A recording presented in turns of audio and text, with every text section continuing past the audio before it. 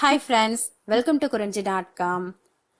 இந்த தீபாவளிக்கு கொஞ்சம் கூட மைதா சேர்க்காம ரொம்பவே ஹெல்த்தியாக ஃபுல் அண்ட் ஃபுல் கோதுமை மட்டுமே வச்சு ஒரு டைமண்ட் ஸ்வீட் ரெசிபி எப்படி செய்யறதுன்னு பார்க்கலாங்க. பெரும்பாலும் இந்த ஸ்வீட் பார்த்தீங்கன்னா மைதாவில் செய்வாங்க. ஆனால் இன்றைக்கி நம்ம மைதா சேர்க்க போகிறதில்ல, ஃபுல்லாக கோதுமை வச்சு செய்ய போகிறோம். அதுக்கு நான் 2 கப் அளவுக்கு கோதுமை மாவு எடுத்திருக்கேன்.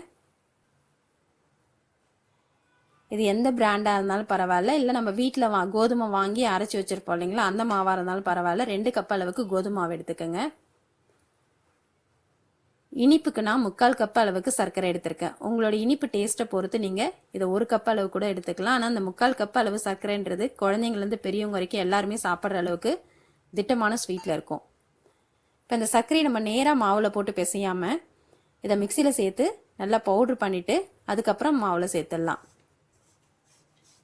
அப்படி பண்ணும்போது நம்மளோட டைமண்ட் பார்த்தீங்கன்னா ரொம்ப ப்ரௌன் கலராக இல்லாமல் லைட்டாக ஒரு கோல்டன் கலரில் வரும். இப்போ இது கூட 2 டேபிள் ஸ்பூன் அளவுக்கு நெய் சேர்த்துருக்கேன். நெய்யோட வாசனை உங்களுக்கு பிடிக்காது அப்படின்னா நீங்கள் 2லேருந்து ஒரு 3 டேபிள் ஸ்பூன் அளவுக்கு எண்ணெய் சேர்த்துக்கலாம். இது கூட 1/4 ஸ்பூன் உப்பு, 1/4 ஸ்பூன் ஏலக்காய் தூள், 2 சிட்டிகை அளவுக்கு பேக்கிங் சோடா, குக்கிங் சோடா எதுவாக இருந்தாலும் பரவாயில்லைங்க, 2 சிட்டிகை அளவுக்கு சேர்த்துக்குங்க. சேர்த்துட்டு இது எல்லாம் மாவில் எல்லா பக்கமும் படுற மாதிரி நல்லா கலந்து விட்டுடுங்க. நீங்கள் சரியாக அந்த மாவை கலக்கலைன்னா உப்பு எல்லாமே திட்டாக இருக்கும், அதெல்லாம் நல்லா கலந்து விட்டுடுங்க.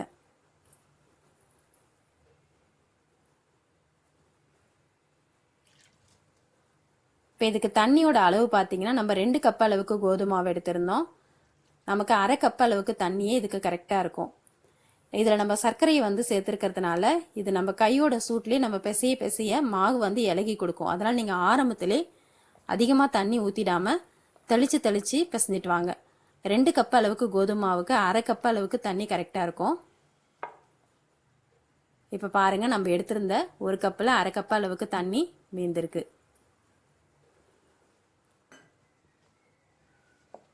இப்போ நல்லா ஒரு 2லேருந்து 3 நிமிஷம் இந்த மாவை பிசைஞ்சு கொடுத்தீங்கன்னா மாவு நல்லா சாஃப்ட் ஆகிடும்.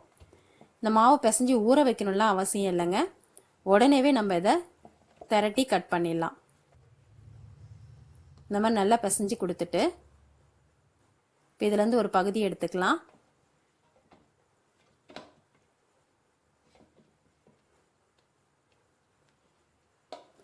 இப்போ நார்மலாக நம்ம சப்பாத்தி திரட்டுற கட்டையில் வச்சு சப்பாத்தி திரட்டுற மாதிரி திரட்டிக்கலாம். சப்பாத்தி மாதிரி இல்லாமல் 1/4 இன்ச்சு தடிமனுக்கு நம்ம இதை திரட்டிக்கலாம்.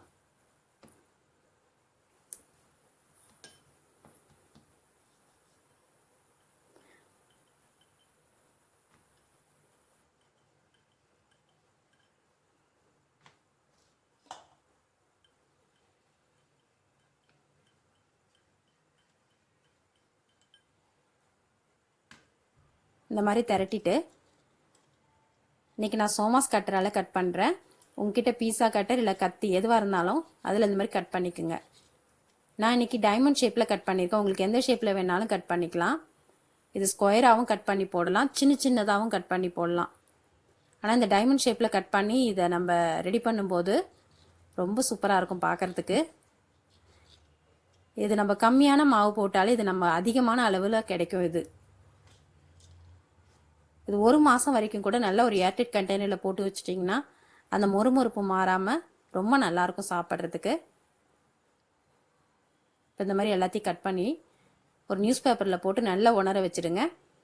அதுக்கப்புறம் நம்ம எண்ணெயில் பொரிச்சு எடுத்துடலாம். இந்த பொரிச்சு எடுக்கிறதுக்கு எண்ணெயோட சூட்டு பார்த்தீங்கன்னா மிதமான சூட்டில் வச்சுக்கோங்க. ஹை ஃப்ளேமில் வச்சுட்டிங்கன்னா மேலே சீக்கிரமாக வெந்து தீஞ்சு போன மாதிரி ஆகிடும், ஆனால் உள்ளே வேகாமலே இருக்கும். நீங்கள் மீடியம் ஃப்ளேமில் வச்சு பொரிச்சு எடுக்கும்போது கரெக்டான பதத்தில் வரும் நமக்கு.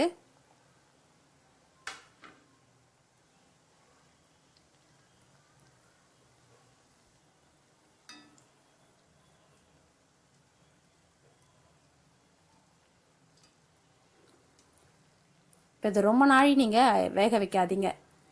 இந்த மாதிரி லைட்டாக கோல்டன் கலர் வந்ததுக்கப்புறம் எண்ணெயோட சலசலப்பு அடங்கினதுமே நம்ம எண்ணெயை வடிகட்டிட்டு எடுத்துடலாம். இப்போ இது எடுக்கும்போது பார்த்தீங்கன்னா ரொம்ப சாஃப்டாக இருக்கிற மாதிரி இருக்கும். ஆனால் நீங்கள் இது நல்லா ஆற விட இது கிறிஸ்பி ஆகிடும். ஒரு 1/2 மணி நேரத்தில் பார்த்தீங்கன்னா நல்லா கிறிஸ்பி ஆகிடும். இது சாஃப்டாக இருக்குன்னு நீங்கள் திரும்ப வேக வச்சுக்கிட்டே இருந்தீங்கன்னா தீஞ்சி போன மாதிரி ஆகிடும். இந்த ஸ்டேஜில் அதை எண்ணெயை வடிகட்டிட்டு எடுத்துடணும்.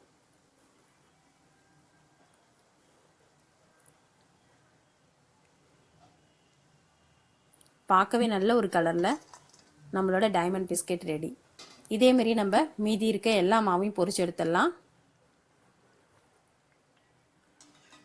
இந்த மாதிரி எண்ணெயோட சலசலப்பு அடங்கின உடனே நம்ம எண்ணெயை வடிகட்டிட்டு எடுத்துடலாம்.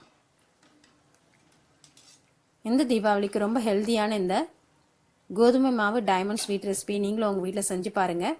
இந்த உங்களுக்கு பிடிச்சிருந்ததுன்னா லைக் பண்ணுங்கள், ஷேர் பண்ணுங்கள், சப்ஸ்கிரைப் பண்ணுங்கள். உங்கள் ஃப்ரெண்ட்ஸ் அண்ட் ரிலேட்டிவ்ஸோட இந்த வீடியோவை ஷேர் பண்ணிக்கோங்க. நன்றி, வணக்கம்.